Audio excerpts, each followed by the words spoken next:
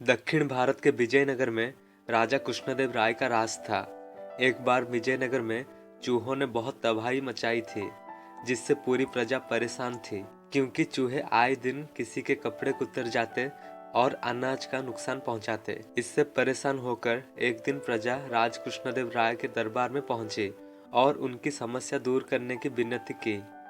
प्रजा के मुखिया ने राजा कृष्णदेव राय से कहा, महाराज, हमें चूहों के आतंक से मुक्ति दिलाइए।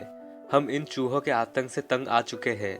मुखिया की बात सुनकर राजा ने आदेश दिया कि हर घर में एक बिल्ली पाली जाए और उसकी देखभाल की जाए।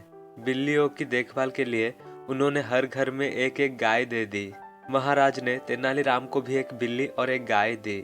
बिल्लियों के आने से चूहे कुछ ही दिनों में भाग गए और गाय का दूध पीकर बिल्लियां भी मोटी हो गई।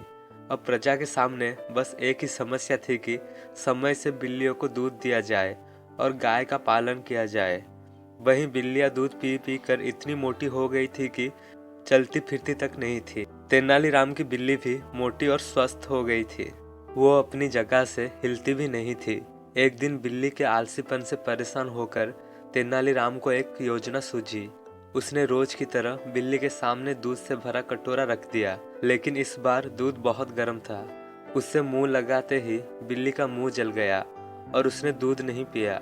इस प्रकार कई दिन निकल गए, जिससे बिल्ली दुबली हो गई और भागने भी लगी। इसी बीच राजा कृष्णदेव राय ने सभा में बिल्लियों का निरीक्षण करने का ऐलान कर दिया और एक तय दिन पर पूरी प्रजा को अपनी अपनी बिल्लियां दरबार में लाने का आदेश दिया। सभी की बिल्लियां बहुत मोटी हो गई थी, लेकिन तेनालीराम की बिल्ली बहुत दुबली थी। राजा ने इसका कारण पूछा तो उसने कहा कि मेरी बिल्ली ने दूध पीना छोड़ दी है।